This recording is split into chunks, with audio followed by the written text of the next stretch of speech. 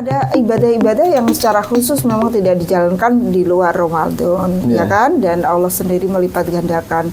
Ada taraweh, ada puasa, kemudian pahala dilipat gandakan yang itu nggak terdapat di bulan lain. Sehingga kapan lagi? Ini kan seperti orang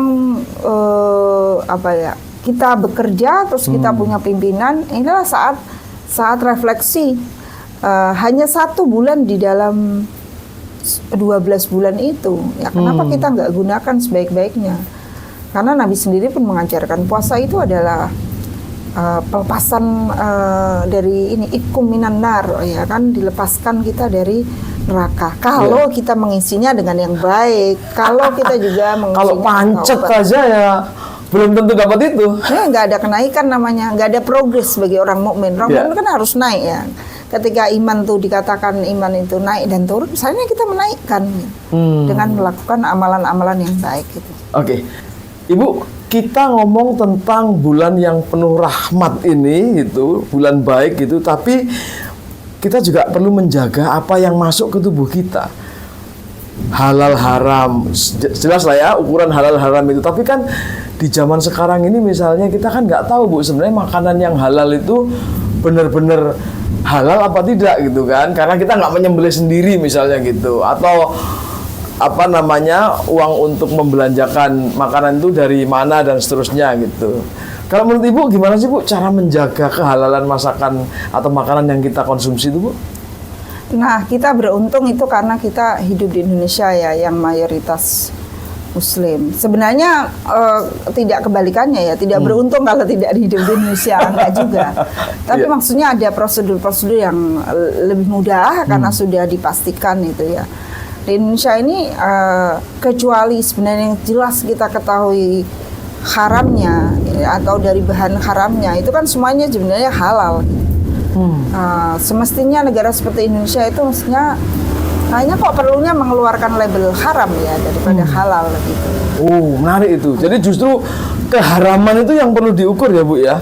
Iya. Ditempelin cap gitu ya? Iya, karena kan kalau dia sudah menjadi masakan kayak misalnya apa ya, bola daging bakso itu kan kita nggak tahu dari mana. Kan dulu suka kita mendengar dari mohon maaf dari tikus atau binatang-binatang pokoknya yang diharamkan gitu kan, sempat kayak gitu. Atau sate misalkan itu kan kalau sudah dilumuri bumbu nggak akan tahu kita nggak akan tahu, jadi pengen makan ini jadi sebenarnya itu yang harus dipastikan.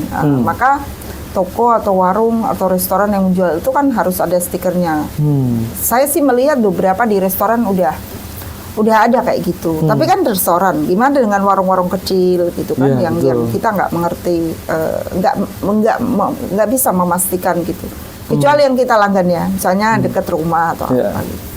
Nah, tapi sebenarnya soal halal ini juga bukan soal legal formal seperti tadi ya. Oke lah, Indonesia ini sudah punya institusi, sudah punya lembaga yang memang menjamin kehalalan itu dengan tadi proses kebijakan negara yang logo-logo itu ya. Tapi yang kedua ada juga yang harus difikirkan, terutama oleh kepala keluarga, di mana dia menghidupi satu keluarga itu ya, memastikan bahwa barang yang dimakan ini harus berasal dari usaha yang halal. Dari usaha yang halal, duitnya lah ya Bu ya. Usahanya mungkin halal, tapi mungkin cara memperolehnya, kan? Seperti kita lihat keadaan ini, pekerjaannya itu halal, tapi mungkin cara memperolehnya.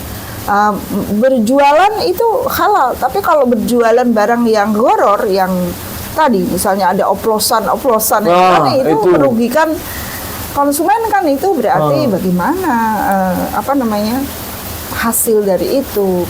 Nah, itu juga dalam tinjauan tasawuf ya, itu zahir dan batin itu harus dipastikan. Karena tadi yang dibeli daging sapi zahirnya ya, tapi waktu membeli daging sapi ini berasal dari usaha yang tidak. Nah, itu harus Bu, apakah tidak cukup dengan misalnya bismillah doang itu? Ini kita nggak tahu ya asalnya, tapi ya udah bismillah lah. Ya, bismillah itu kan etika dalam etika makan ya. Jadi berterima kasih, berdoa supaya makanan ini menjadi pintu masuk bagi kesehatan kita gitu.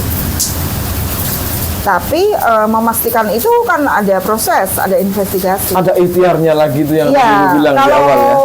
Kalau apa namanya usaha mendapatkan halal, dan misalnya kita kan tidak dalam situasi yang normal terus ya. Normal terus itu maksudnya ya oke, kita di Indonesia semua orang Muslim bisa, tapi ada kala misalnya kita sedang bepergian, kita tinggal di mana orang Islam jumlahnya sedikit, ya kan? Atau tiba-tiba terdampar di pulau Seribu itu kan ada 110 pulau, yang dihuni hanya 11 gitu kan? Kita nggak tahu ini apa ya, ini binatang darat atau binatang laut misalnya kan? Tapi kita harus bertahan makan. Nah, di situ ada perkecualian.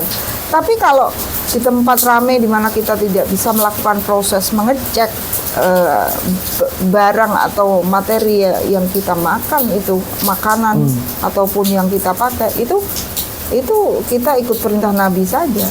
Kalau tidak maya ribut, ya lakukan yang atau tinggalkan apa yang meragukan kamu. Kalau sudah yakin itu halal, ya Bismillah. Misalnya kan kita nggak pernah merasakan daging ya, nggak pernah daging yang diharamkan. Itu sebenarnya daging apa ya? Misalnya saya tuh nggak pernah makan daging sapi kecuali di Jakarta. Saya belum tahu toh rasanya daging sapi gitu. Nah, sama mungkin dengan orang yang belum pernah merasakan daging yang diharamkan oleh agama kita, terus tiba-tiba ini apa ya? Jangan-jangan ini daging belot gitu kan, misalnya kan halal. Ya, jadi agak-agak kalau sudah begitu, yang penting yakin. Bismillah, sikat gitu Bu ya. Iya. Bu, tapi kalau ada pilihan yang lebih yakin ya, oh ini jelas ayam. Mending yang aman aja. Iya, cari aman.